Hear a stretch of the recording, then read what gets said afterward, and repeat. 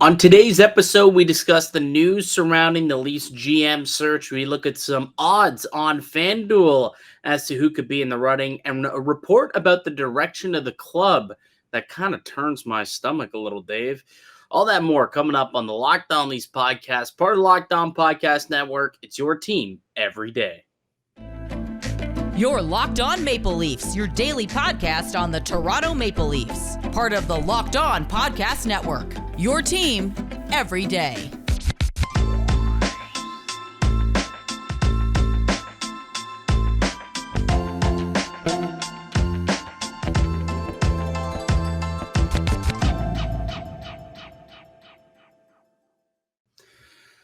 Hello and welcome into the May 24th edition of the Locked On Leafs podcast, a daily Maple Leaf-centric podcast hosted by myself, Mike DiStefano, my guy, Dave Morassutti, each day of the week, Monday through Friday. Today's show is brought to you by Gametime. Download the Gametime app, create an account, and use the code LOCKEDONNHL for $20 off your first purchase.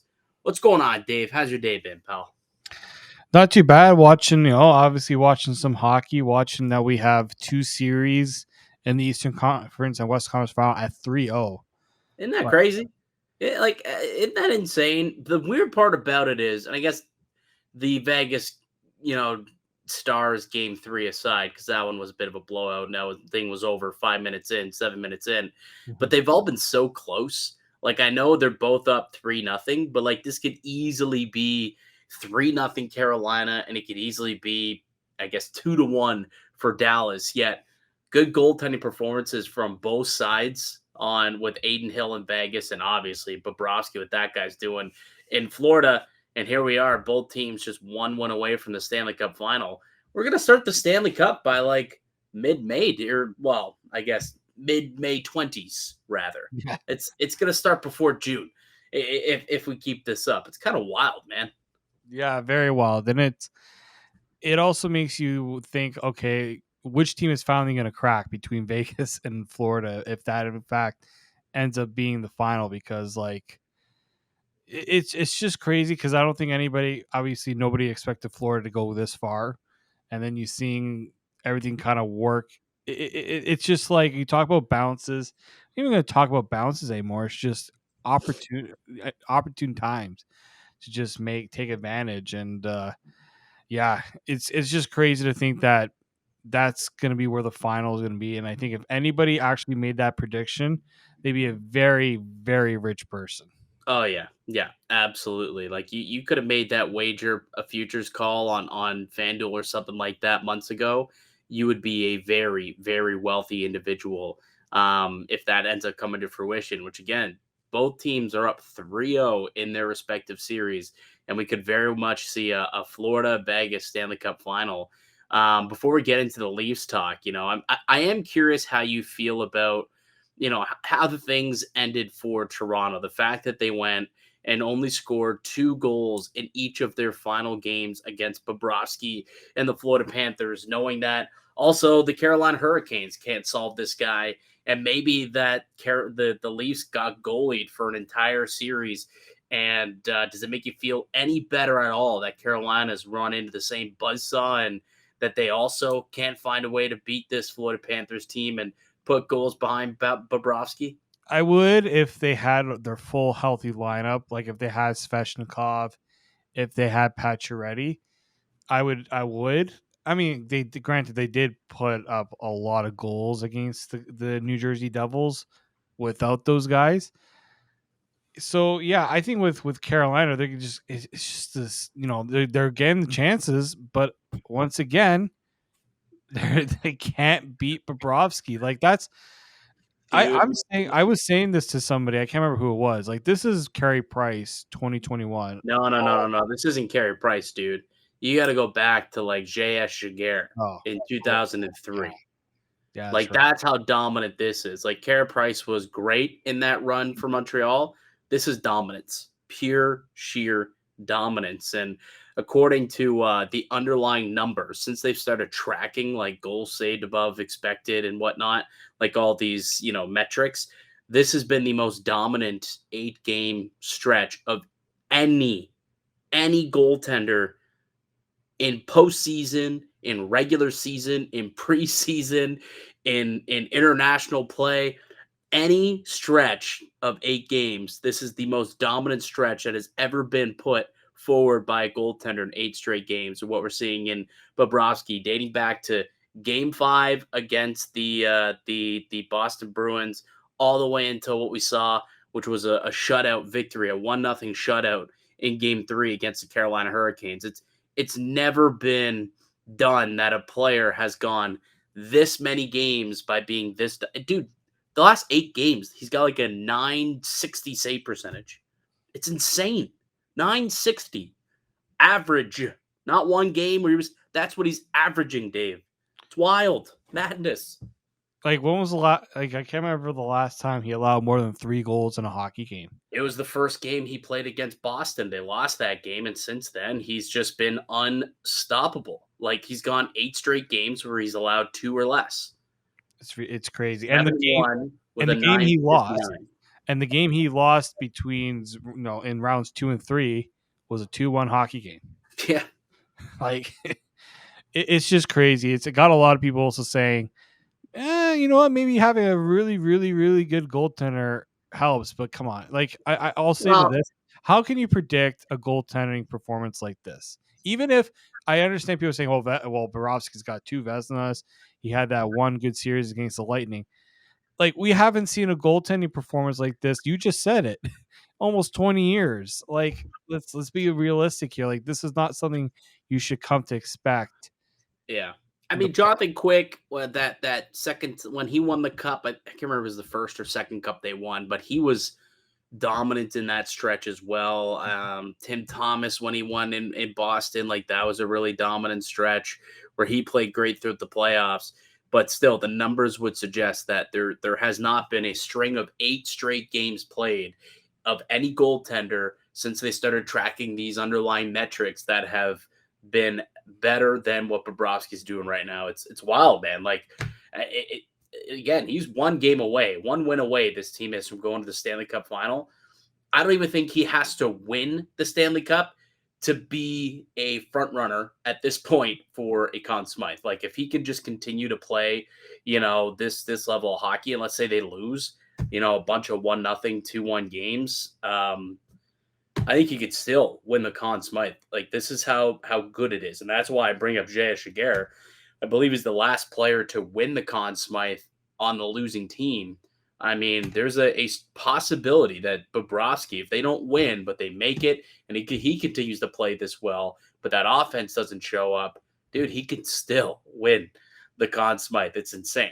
But to your point, you say that there's a lot of people talking about goaltending, and sometimes it's nice to pay up and have a guy who can perform like that. Well, I would say look at the team on the other side who knew Aiden Hill was going to be this guy. So, I think it's nice what Bobrovsky's doing, but it's not necessarily necessary, I suppose. Although every game has been a 1-goal game in this Hurricane series, so I suppose it has been necessary realistically. But it's quite something, man, quite something. And I just was thinking, I wonder if Leaf fans look at this and say, you know what, like a week or 2 weeks later, man, maybe this Florida team is just. It's a team of destiny at this point, and there was nothing when that was gonna be able to stop them because they just got on a run. They got a hot goaltender who doesn't look like he's showing any signs of wear and tear either. I mean, the dude went through a 4 OT game and continues to go out there, and in the 2 subsequent games after that, only allowed 1 goal total. It's baffling in a good way of what this guy's been able to do between the pipes. Yeah, I know. It's crazy, and thing what Vegas gave up to get him. Like, it was just insurance because Robin Leonard. It's not about Bobrovsky, but yes. I wanted to bring up Aiden Hill because of what they paid to get him, because of the Robin. Like, if Robin Leonard's healthy, Aiden Hill's not even in the picture. Yeah.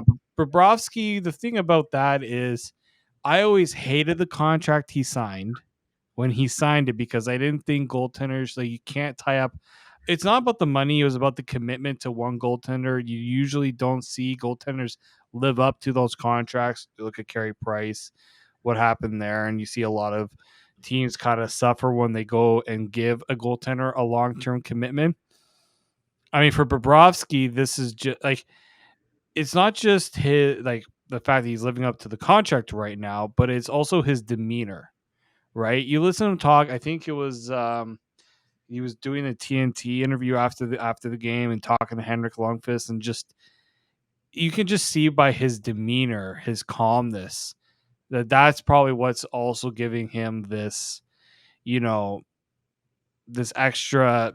I don't know what's the perfect word to describe it. Just this ability to just push aside all the negative comments from all the struggles he had during the regular season.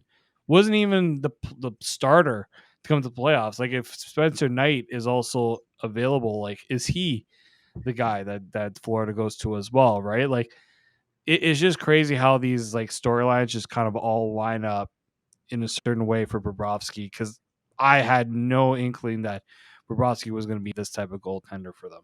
No, nobody did. I mean, like 6 weeks ago, we're talking about how Bobrovsky's the worst contract in hockey, and Yep. now all of a sudden he's a savior here in Florida and well worth the $11 million that he's being paid. At least he's making it worth it right now with the performance that he's given them. I mean, that was a $70 million contract. If it ends with a Stanley Cup at any point within that 70, that 7-year commitment, I would say they would sign off and be like, you know what, it was worth it.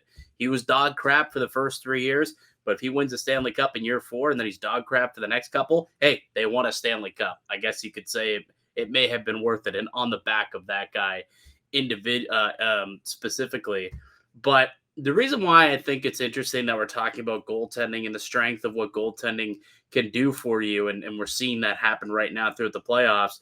And it's not that Samsonov was a bad goaltender throughout the playoffs, or that Joseph Woll, when he came in, played poorly. I thought both of those guys were pretty good. They weren't spectacular. I thought they were pretty good, though. But there was an interesting piece written in The Athletic about a certain goaltender that, should he come on the market, could be, give you the Bobrovsky / Vasilevsky level performance come postseason. And there was an interesting comment about whether or not Toronto should be interested. Why don't we take a quick break? We'll come back. I'll tell you who the goaltender is that I'm referring to, and whether or not we think that should be something the Maple Leafs should consider moving into the offseason. We'll also get into some of the general manager search conversation that's been ongoing here in the city of Toronto. We've got some odds from our friends at FanDuel as to who the odds-on favorites are, according to the betting markets, to become the next general manager. So we'll pick a couple of our favorites from that list there.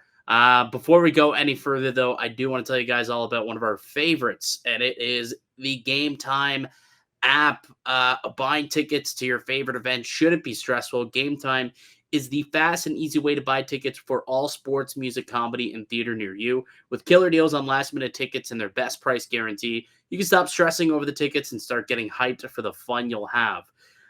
Forget planning months in advance. Gametime has deals on tickets right up to the day of the event. Get exclusive flash deals on tickets for football, basketball, hockey, baseball, concerts, whatever you're looking for. They got it on the Gametime app, and the Gametime guarantee means that you'll always get the best price. If you find tickets in the same section or row for less, Gametime will credit you 110% of the difference. Snag the tickets without the stress with Gametime. Download the Gametime app, create an account, and use the code LOCKEDONNHL for $20 off your first purchase. Again, create an account and redeem the code LOCKEDONNHL for $20 off. Download Gametime today. Last minute tickets, lowest price guaranteed. Welcome back into the Locked On Leafs podcast. I'm Mike DiStefano with Dave Morassutti. We're hosts here at Locked On Leafs, a daily Maple Leaf-centric podcast. And just because the season's over doesn't mean that our coverage ends. We will be taking you through all of the offseason busyness that will be ongoing over the course of the next 6 weeks, and even through the offseason. We don't take no breaks here. There's no offseason on the Locked On Leafs podcast. So if you're looking to stay up to date on the latest of what's going on in Leafland, make sure that you do follow us and subscribe to Locked On Leafs wherever you get your podcast from, on audio, also up on YouTube on video as well. Hit the little notification bell as well to notify yourself on when we drop new content, typically each weekday morning. We'll get into the GM search in just a moment, and who some of the favorites might be and who we might like, and kind of circle as guys who we hope get spoken to and interviewed for the position. But before we get into that, I was just talking about a goaltender out there who might be on the market, who has that Bobrovsky / Carey Price level quality to them, where they can go on a run and he can make a difference and be a shutdown goaltender in the playoff time come postseason, just because he's so good. And the name of that goaltender is Connor Hellebuyck of the Winnipeg Jets. If the Jets go in a direction here where they want to kind of retool things, and look, it doesn't seem like it's a very good spot right now in Winnipeg, and the things clearly ended terribly. The coach went off on his players, and the players themselves were like, "Yeah, we didn't really like the way that he went off on us," and it's a pretty tough situation there. And even Connor Hellebuyck came out and said, "Look, I'm not willing to go through a rebuild. If they want to retool this thing and move on from a Scheifele or a Connor and a Blake Wheeler or whoever, he might not want to stick around for that." And if that's the case, he's a guy who's got some years on his contract and pretty good term. And Shannon Goldman of The Athletic was writing about 7 teams who, should Hellebuyck be up for grabs, these 7 teams should certainly inquire. One of which, Dave, she wrote about, was the Toronto Maple Leafs. Would you inquire if you were the new general manager of the Toronto Maple Leafs, bringing in potentially a Connor Hellebuyck and the price that it would cost to acquire him?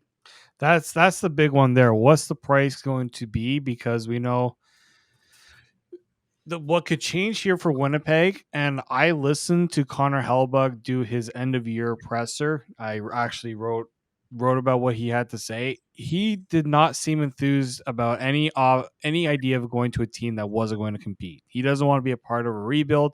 He doesn't want to be a part of the team that's going to take a step back. Winnipeg, they're kind of in a similar situation like the Leafs, where they have not achieved what they need to achieve. There's a lot of questions about the core.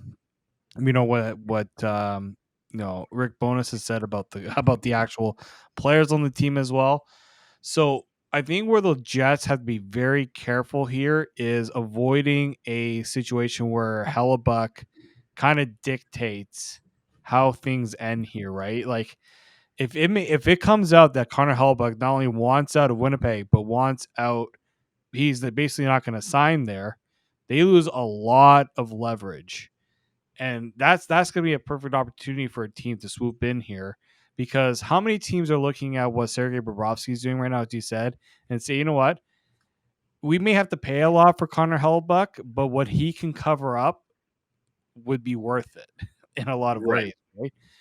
You know, I don't know what that cost would look like in the Leafs' eyes, but we're seeing the value of a goaltender, an elite goaltender. We know Connor Hellebuyck is that elite goaltender, maybe overplayed based on today's NHL goaltending standards. But I think what the Leafs have right now is they got some options, right? Ilya Samsonov is an RFA. Does he have to be included in a deal? Right? An RFA is a very attractive quality for a team like Winnipeg that will likely need a goaltender back in any deal. They have Joseph Woll signed for the next few years. That's another thing to consider as well. Hellebuyck is also on a pretty decent deal considering the type of production he puts up. I will say this. I thought he had another year left on his deal. He doesn't, though. He is technically 1 a year away. pending UFA. So he's in a similar situation Yeah. to Nylander and Matthews, where technically he is eligible to sign an extension come July 1st. So you could make out some sort of, sign and trade where you figure that out before you make that deal. I would imagine you don't give up the assets needed to bring in a superstar goaltender like that without figuring out what the long-term solution would be there. But I guess the question that probably will be brought up in that discussion, Dave, is, what would you be willing to give up for Connor Hellebuyck? I mean, I don't think you could get it done with a second round pick, Alex Kerfoot, and Jeremy Bracco for a little old deep cut there. Second You know Brock what I mean? Nielsen. Yep, I remember those ones. Right? So, like, what is it now? Nick Robertson, probably Robertson, Kerfoot in a second. Like, that's probably not going to get it done, I would think. No. I think it would take a pretty big piece or pieces to make a deal like that. I would assume, and they're also going to have to move out some of the salaries. So, there's a lot of talk about whether or not these big boys will return. Would you be willing to maybe include one of Nylander or Marner in a deal to try and get Hellebuyck back if you can figure out a sign and trade? Maybe there's more to the deal, but Yeah. those would be kind of the main parameters of it. Would you be open to that, like a Nylander for Hellebuyck, and see what happens, see how else the deal shakes out? Yeah, I mean that's the real key there is if you're gonna trade one of the big boys, let's say it's Marner. You're gonna need more. You're gonna need no, obviously there have to be more on Winnipeg side to come back to make the salaries work because just the math doesn't add up there. Nylander's an interesting one just because I don't know if I envision Nylander as a guy that will want to stay long term in Winnipeg, No, that's true. That's true. right? And I think that would be and obviously the timing of this is important too, right? Because Nylander will eventually be in a position where he can have, I think it was a 10 to 12 team no trade list. I would assume maybe Winnipeg would be on that list. I mean, I'm just spitballing here. You make this trade prior to July 1 here, Pally, and then you don't have that problem. Make Yeah, that trade with the draft. exactly, right? And I I wouldn't hate the idea that if you're if you're gonna add somebody of a Connor Hellebuyck, you obviously want to try to keep the core together, but you also need to understand that there's an imbalance when you have all those forwards making all that money, and you want to go and add a significant piece to the blue line or net. You got to take it from somewhere. When you're budgeting out something, you want to bring in a sizable piece. Well, another sizable piece has to come out. So if it's Marner and Nylander that are being if that's what Shovel Day Off asked for, I think you got to take an approach where you have to kind of see what if it makes sense to do that because look, Nylander's not staple to your long term. Technically, Marner isn't after 2 years. This is not like Marner's in like year 3 of an 8-year deal. He's only here for 2 more seasons. So that's why you should really seriously consider it. Obviously, Hellebuyck, you got to be concerned about what his contract demands are going to be, how much he wants, and what's the term. As I just said, goaltending, you got to be very careful how much you're willing to commit. But it's also Connor Hellebuyck is among those goaltenders that you're willing to pay for, right? Think of like Jacob Markstrom when he came from Vancouver to Calgary. I understand it didn't work this year, but how it elevated Calgary when they brought in Jacob Markstrom, it just Vezina caliber last year, right? exactly right. The year before, he was a Vezina caliber goaltender. We talked about Thatcher Demko at one point, right? Like, Yeah. you got to go and find those goaltenders that you know for sure are going to give you those elite performances. And look, this is not a takeaway from Joseph Woll. He could maybe stick around and learn under a guy like this, and maybe you don't have to go 8 years for Connor Hellebuyck if you also got Joseph Woll in your future plans too. Yeah. I just thought it was an interesting thing that was brought up here, and I wanted to see what your thoughts were. Matt Murray, Nick Robertson, and a third. That's what we're going to do. Yeah, there we go. Solved. Matt Murray, Nick Robertson, the third for Connor Hellebuyck. That'll get it done for sure. For sure. Really quickly, actually, before we take one more break and get to the GM stuff, I don't know. Did you see this report from Chris Johnson on his podcast yesterday regarding the conversation? He apparently gathered information somehow. I didn't ask him directly, but he was reporting that the Leafs' top players were called by Brendan Shanahan before the Dubas news was announced. And the top players from the Toronto Maple Leafs, according to CJ, were led to believe that Shanahan's plan is to retain the core four and potentially run it back next year with the same group. How much of that? Well, first and foremost, what do you make of that report? And does this core even deserve to run it back one more time? Like, do you think under with a new coach and a new GM, new leadership, new management, and a new bench boss, does this core four deserve one more chance with a new voice? Oh, I think the realization here of why they don't want to do that is they feel like any trade they make involving those guys, they don't necessarily get that much better as a team. I think that's the concern there. I just think you've seen it over the last 7 years. I'm bringing the Dubas years into this. It just hasn't been enough with this core, and I just don't know what else you could be looking for. This like it's not like okay, we're bringing in a new voice. Well, they technically brought in a new voice when they got rid of Mike Babcock and brought in Sheldon Keefe, and that voice wasn't enough. What Yeah. other like? I understand that you can find another coach to do like what Paul Maurice has done in Florida. His voice apparently is working, but I mean they also brought in Matthew Kachuk. Right. It's been a Right. pretty big part of turning that thing around, And I that's and would that's say. where like how do you not look at what Florida has done where they bring in a Matthew Kachuk and say, you know what? That was a pretty big move and like in a way there was risk to it, right? You gave up Jonathan Huberdeau, who was your top scorer, and Mackenzie Weegar, who was it decimated their blue line. He was a top pair defenseman for them, Yeah. for sure. You Their best decimated the blue defensive line, defenseman. right? Like there was risk involved with that. And but at the same time, what they also believe was Matthew Kachuk, what he brought to the locker room, not just his production on the ice, but off the ice too, The was also problem here, though, Dave, is like, where's their Matthew Kachuk? exactly. Like who can they get that would be that Matthew Kachuk style of player? And I'm not sure who that would be if that's out there and if one is available. Like Florida just kind of got lucky that Kachuk told Calgary once Goudreau left, "Hey, I don't want to be here. Trade me. I'd like to go to Florida. I'd sign a long-term extension there." So then Florida was like, "Okay, we'll trade for you. We'll give up this, that, and the other," and they got it done. Yeah.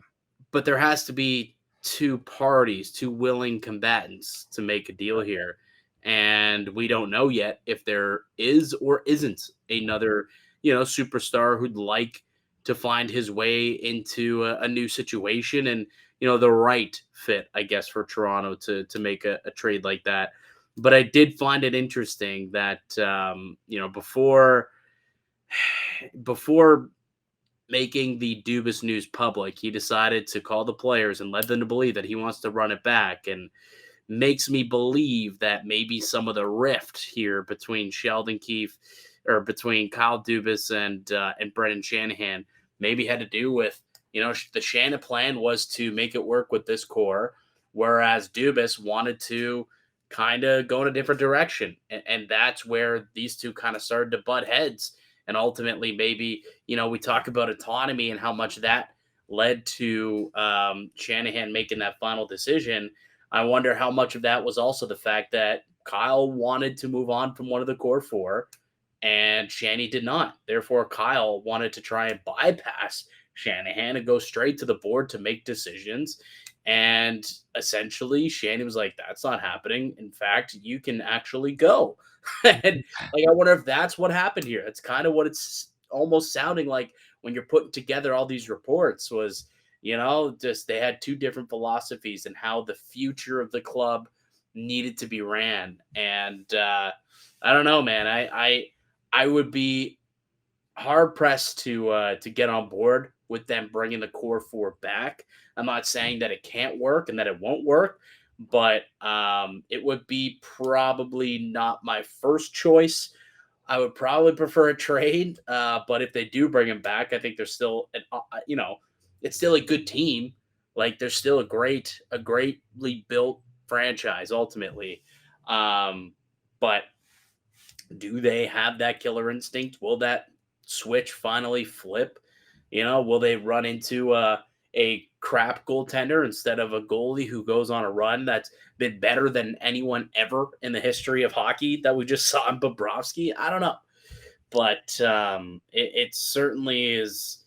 It's an interesting little wrinkle here that before Shanahan's even brought in a new general manager, he's already kind of telling the players, "Hey, we still want to keep you guys," and that could change. But now I wonder if that's kind of going to be the directive of whoever the new guy is. It's like, "Hey, you can do whatever you want around the peripherals, but we want to keep the core four intact." Again, these are just reports. A Yeah. lot of it is subject to change. DeMar DeRozan was once assured that he wasn't going to get traded, and look what happened. Carl Dubas was also told that they want to have him back. Things changed. And within 24 hours, he had him was sitting there sipping his coffee at Ford Performance Center, and Shanny walked in and said, "You fired."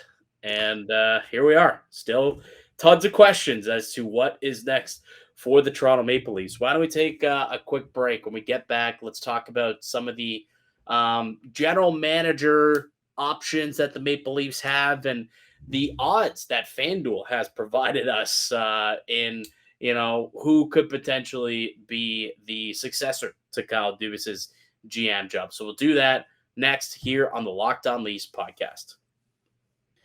Welcome back into the Locked On Leafs podcast. It's Mike DiStefano and Dave Morassutti. Still lots of questions up in the air for what's next here in Toronto, and the general manager search is underway, according to TSN Hockey Insider Darren Dreger.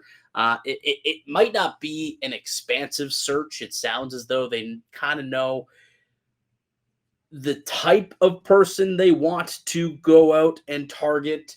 And it may only be a few names that they interview, not as much of a big, uh, with a big net to cast here, unlike the Raptors head coaching search, which seemingly a new name pops up every single day. Dave, I don't know if you've been following that. Steve Nash, the latest name that I saw they're talking to. And eventually we'll talk about a coaching search here in Toronto, but I'm sure that will come after we figure out who the GM is going to be. But again, experience is something that I think is an attractive option for Brendan Shanahan. I know he quite specifically told us that at his press conference. Doesn't necessarily mean it has to be, but it is something that he views as an attractive asset, experience, and someone who's been in the fire before. Which would explain why, when we look at the odds on FanDuel for who the Leafs' next general manager is, it is someone who has experience and someone who has experience in making blockbuster deals, if that's what Toronto wants to do. And its former Flames general manager, Brad Treliving, is currently the front runner at plus 200 over on FanDuel to be the next general manager here for the Toronto Maple Leafs. What would you think about Brad Treliving being the next man up? Is he high on your list of guys who you think should get the job here? It's so tough because where I'm iffy on Treliving is his resume and Dubas's resume are eerily similar in terms of the success that their teams have had, right? Like Brad Treliving, his team hasn't gone past the second round during his tenure when he was with the Flames. That being said, I don't hate the moves that he had made when he was in Calgary, right? Like I know he had to trade Matthew Tkachuk, and that deal didn't exactly pan out maybe the way that Flames fans would have liked. But as I said, he did go and get Jacob Markstrom. He did go out and draft guys like Andrew Mangiapane, Dylan Dubé. He traded for Dougie Hamilton and also subsequently traded Dougie Hamilton not long after that. Like he's had some decent moves, you know, during his tenure. He's been put into tough situations. Um, but at the same time, it's like I don't know if he's gonna be any better um than if he comes to the Toronto, right? I don't know what he would do differently in Toronto. I just think he's a name that has experience.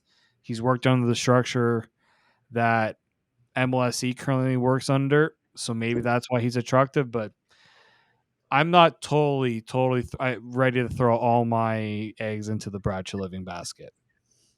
Yeah, I think it's interesting. The points you bring. So, who would be someone though, if you're looking at this list of guys, someone who is an attractive option for you, Dave. And if you're just listening, we're looking at the odds here on FanDuel.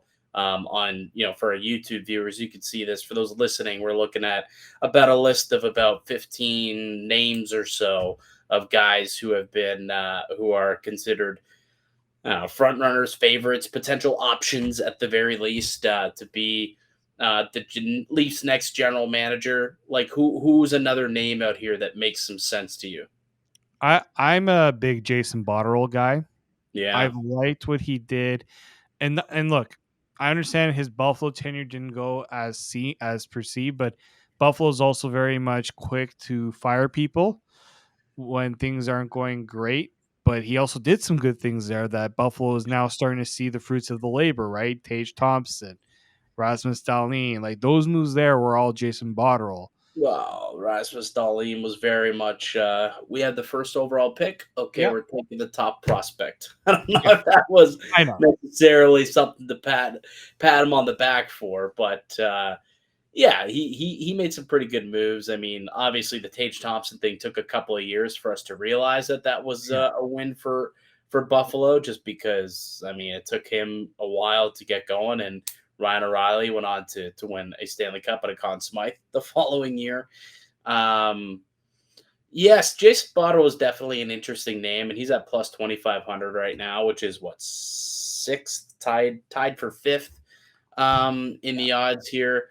I think Jason Botterill would be probably among my top three candidates, I would say. But like, what about someone internal? Like, do you give Brandon Pridham any chance in hell in getting this job? Like, could he, impress Shanahan with the work that he's doing in the interim as he's filling in that void currently while they're on a GM search? Or do you think ultimately, Shanny doesn't view Pridham as a GM with quote bite, and we'll look to get somebody else here? I think where I would need to see any sort of any faith in that idea is if Britham's allowed to do any moves between now and the new GM is hired, right? Shanahan did. I know it was reported, but he He did say signed Vyacheslav Peksa, by the way. was that after Dubas was let go. I guess he was. Believe so. But where I like Shanahan said to all 31 teams, talk to Brandon Pridham. He is the guy. Question here is, will Brandon Pridham be allowed to do anything? And if he is, then I start to believe in that idea a little bit more. If nothing happens in this next little while, to me that signals maybe they're just not willing to give him that role yet. Like he's done the cap, the salary cap gymnastics. He understands this team's cap structure, the roster, and all those things. Thing is, we don't hear him talk about in any way. We haven't heard him talk about his vision for a team, what he likes to see from a team. Like we don't have any idea because he's just been the guy, kind of tucked away in an office, kind of doing all this stuff. Right? He doesn't have the acumen of, as you said, the other guys, just because we haven't heard much about him. So I wouldn't hate it because he's got, if they bring in the right assistant general manager to work with him Yeah. and do these moves. But yeah, I don't know how I feel about the lack of experience on a hockey standpoint. Well, just because you're not hearing about him, Mm-hmm. making moves and making noise up there in the front office for the Maple Leafs doesn't mean he's not Yeah. involved. Like I've had a personal conversation with Brandon Pridham up in the press box, and I'm like, what do you like? I know that you are the cap guy and whatnot. So like once the playoffs start, or once the the postseason, or after the trade deadline, where the cap is what it is essentially, and that's not necessarily, you don't have much more gymnastics to roll through. Like, what's your day to day look like? And he's like, oh, talking with agents, doing this, doing that. Like, he is doing some of those day-to-day duties that, AGMs and GMs do. You know what I mean? Like he does have a relationship with the players, he has a relationship with their agents. He has been involved in preliminary trade discussions. I think we've talked about this on this podcast before, but when he was trying to find teams, when the Maple Leafs were trying to find teams to broker deals with at the deadline, where they were looking to try and find, teams who were going to take half of O'Reilly's contracts, and then again half of Chicago's contract for Jake McCabe. Like, he was the one who went and made that happen. He laid the groundwork to get a hold of Minnesota and get them to take 50% of O'Reilly's deal. He laid the groundwork there, and then Dubas obviously pushed everything across the goal line. So it's not as though he has zero experience. It's just more behind the scenes. He's been diligently working away, similarly to what Kyle Dubas, I guess, did prior to him getting promoted before Lou Lamoriello came. It was a little more in your face because he was kind of known as, the prodigy, the next one, the guy that eventually was going to succeed Lou Lamoriello. And I guess he was more hands-on with the Marlies, where Pridham isn't the Marlies guy. That'd be Ryan Hardy, who's also on this list. But I think that there's a legitimate chance that he could be an internal option. I wouldn't put him up at the top of the list as the favorite by any means. I know technically, according to FanDuel, he's second at plus 350 behind Brad Treliving. But I wouldn't rule him out. I think there's a little bit more of a chance that he could be part of this process than maybe some people are just automatically writing it off and saying nope, no experience, can't be part of the process. I think he can be. I think that internally Shanahan would have a little bit more appreciation for what he's seen Brandon do than most people. So. And we did see him also go out and interview for the Calgary job. He didn't get it. It ultimately went to an internal guy in Calgary, and Craig Conroy. But clearly it means that there are teams out there that do respect the work that Brandon Pridham has done enough to see, hey, let's see what this guy can put together as a package. Maybe he can be the general manager of our team. Maybe Toronto feels like they can kind of find somebody internally if that maybe could be the case. I don't know. I think there's more of a chance than some people are thinking that Pridham could be the guy here for Toronto. Yeah, I mean, I wouldn't if Brandon Pridham was the guy that was announced, I wouldn't hate it because we know he's familiar with the team. Players would know him. Agents would know him as well.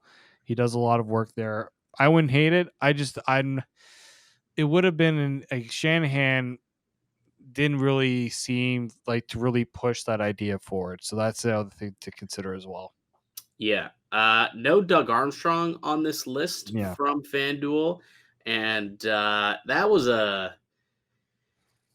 that kind of got some legs here. This Doug Armstrong potentially leaving St. Louis to come to Toronto, but it didn't make a whole lot of sense to me. It's not something we see happen in the NHL. We've seen it happen in other sports where, coaches have been traded, I guess, essentially, and gone to different organizations. But it didn't make a whole lot of sense to me that Doug Armstrong, why would he want to do that? Why would the Blues allow him to leave when they're a team that's in a little bit of flux right now, too, going through a bit of a retool? And Darren Dreger came out today and poured some cold water on it, saying that the Doug Armstrong rumor of him, potentially leaving St. Louis to come to Toronto, the source that he was told, or the source he has told him that it's, quote, all fabrication to this point. So it doesn't sound like Doug Armstrong is going to be part of the process either. I'd be curious what that means for George McPhee, which was another guy who's with the team, a high up as a president's role with Vegas, what that means for him also going forward. So that does take out a lot of veterans, right? Guys with bite, as he's, the insiders have quoted the Maple Leafs looking for. There's not a whole lot that are left out there on the open market who have that experience, who have that bite. In which case, again, it may end up being that Brandon Pridham, the internal hire, could be the next best option. But ultimately, I don't know, maybe they made the wrong choice in hastily moving on from Kyle Dubas, and maybe they'll figure that out a couple of years from now. But I think it we'll have to see how this new guy operates and how this team performs for the next couple of years before we can kind of look back and play the what if game. All right, Dave, why don't we put a bow on things for today? Good conversation there. And I'm sure we can pick back up on a lot of this stuff. And hopefully we get some more names that start to leak out here over the coming days that, kind of start to get some interviews here in Toronto, and we can really start to hone in on some of the front runners here for the Leafs GM job, and then eventually find out what's going on with the coach. There's 10 UFAs that need to get re-signed. There's obviously a couple of players that have some upcoming extensions that could be signed. Lots of stuff still to go on in Leaf land, and we'll be covering it all, buddy. We'll be covering it all Monday through Friday. We got new episodes coming out on the podcast, but that'll do it for us here today. I'd like to thank you all for listening and supporting the show. You can subscribe to the Locked On Leafs podcast on all podcasting platforms and receive daily Leafs content Monday through Friday. Follow myself on Twitter at Mickey_Canuck. Follow Dave at D_Morassutti. Follow the show as well at Locked On Leafs. We'll be back with another episode for you guys tomorrow. But until then, keep it locked right here on Locked On Leafs.